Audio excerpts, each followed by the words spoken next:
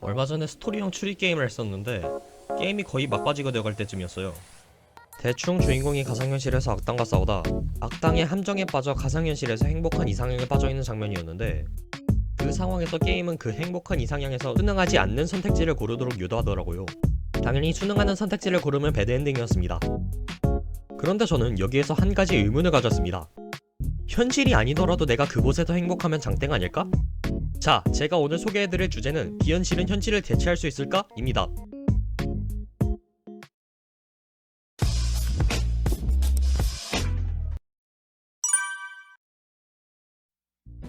우선 본론으로 들어가기에 앞서 사전 지식부터 쌓고 들어갑시다.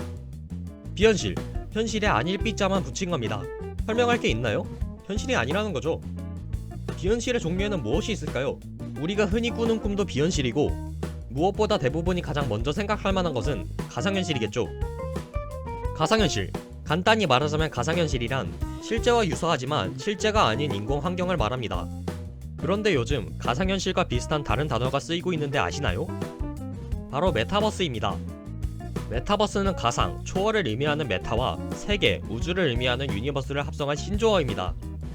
근데 저는 사실 메타버스가 가상현실보다 더 늦게 알려져서 그런지 메타버스가 가상현실의 종류 중 하나인 줄 알았는데, 자세히 알고 보니 메타버스의 종류 중에 가상현실이 있더라고요. 참고로 메타버스의 종류에는 가상현실을 비롯해 증강현실과 소셜 네트워크 서비스, 일명 SNS가 있습니다. 자, 이제 사전 지식은 쌓을 만큼 쌓았으니 본론으로 넘어가시다.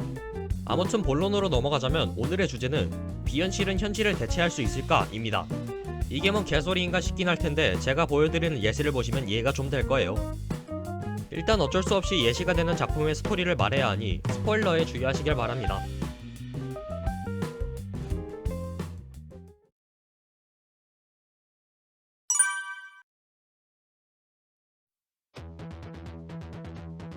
매트릭스는 이 주제의 거의 교과서격인 이야기입니다.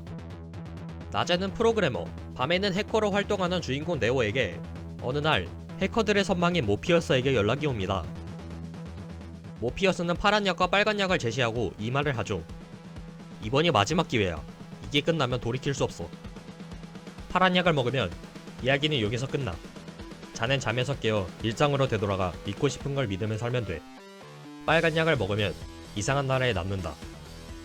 나는 토끼굴이 과연 어디까지 깊은지 보여줄 걸세. 명심하게, 난 자네에게 오직 진실만을 보여준다는 걸. 그리고 네오는 빨간 약을 먹고 진실을 알게 됩니다.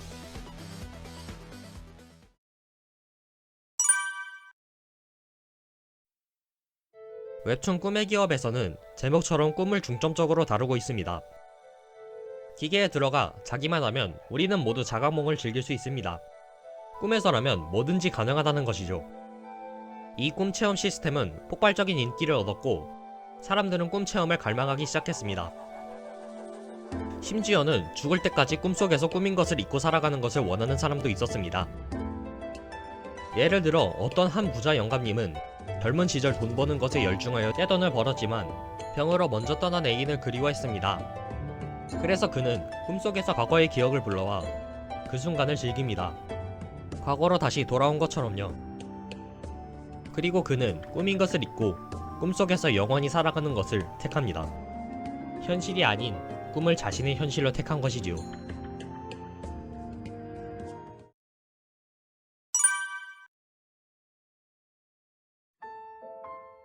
무시무시한 스파르타식 명문 엘리트 학교. 그곳에서 한 기부 입학생의 실종으로 아이들은 뭉칩니다. 그 학생을 찾던 도중 아이들은 자신들이 살고 있는 세계에 의문을 느끼고 그 학생의 흔적을 점점 따라갑니다. 결국 아이들은 자신들이 있던 곳이 프로그램 속이라는 것을 알게 됩니다. 그리고 로봇의 몸을 통해 현실로 나간 주인공은 절망하고 맙니다. 이미 인류는 심각한 전염병으로 인해 모두 죽었고 자신의 몸은 치료를 위해 기계 속에 있었거든요. 절망에 빠진 주인공은 그냥 잊어버리고 싶다며 로봇에 있는 메모리를 지우려 시도합니다. 하지만 로봇의 메모리에는 액세스 거부가 걸려 있었죠. 기억을 지울 수 있는 유일한 방법은 다시 프로그램에 들어가 자신의 기억을 지우는 방법밖에 없었습니다. 이제 주인공은 선택해야 합니다. 자신의 기억을 지우고 아무것도 모른 채 살아갈지, 이 끔찍한 현실에서 혼자 해결책을 찾을지.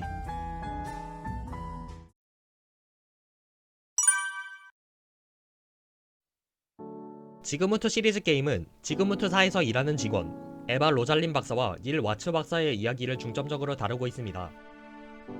이들은 회사의 의뢰를 요청한 의뢰인들의 요구를 해결합니다. 그들의 의뢰가 뭐냐고요? 바로 자신의 기억을 바꾸는 것입니다. 그것도 자신이 죽기 바로 직전에요. 자세히 설명하자면 지그문트사에서는 기억을 바꿔주는 일을 하고 있습니다.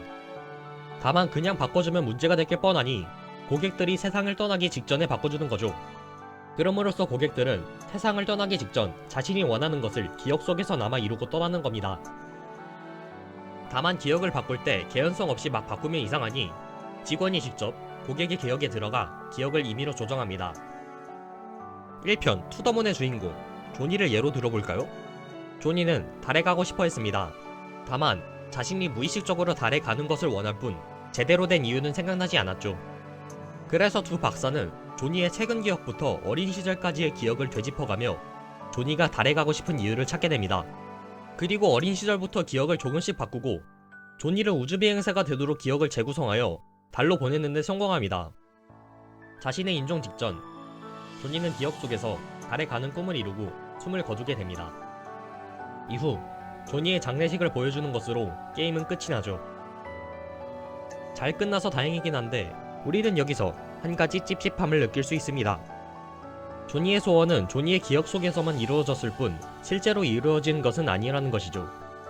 하지만 게임은 이에 반박하듯 의뢰가 끝나고 감사해야 하는 조니의 가족들을 통해 자신이 옳은 일을 했다고 생각하게 합니다. 그런데 2편 파인딩 파라다이스에서는 무언가가 달라집니다.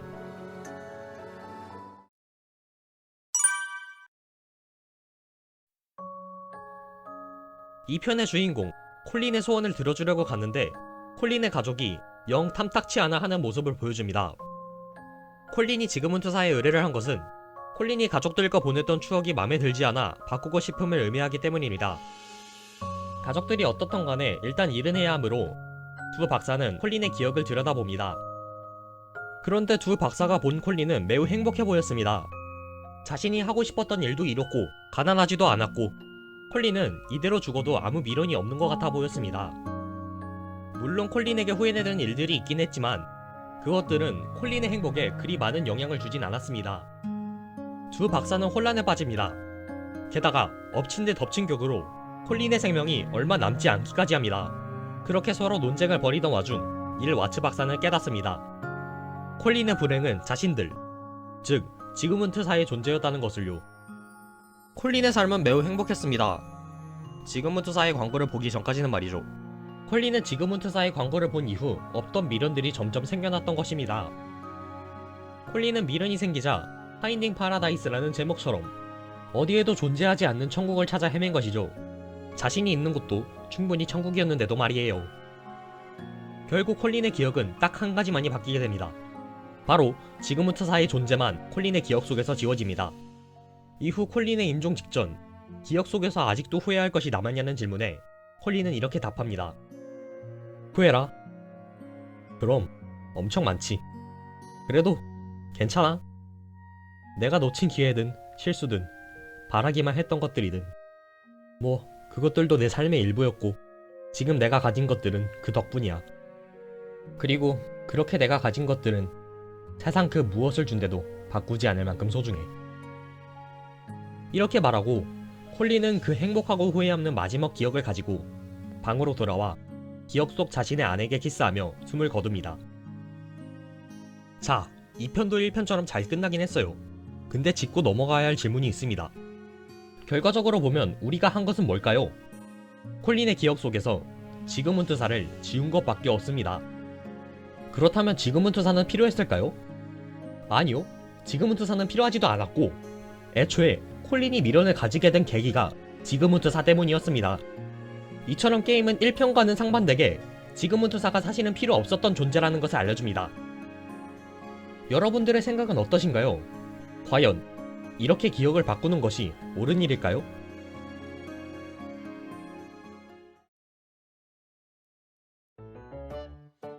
여기까지 현실과 비현실에 관한 이야기를 다룬 여러 작품들을 알아보았습니다.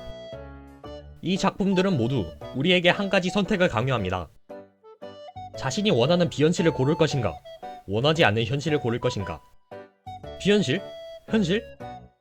선택은 여러분들의 몫입니다. 311에서 송중기였습니다.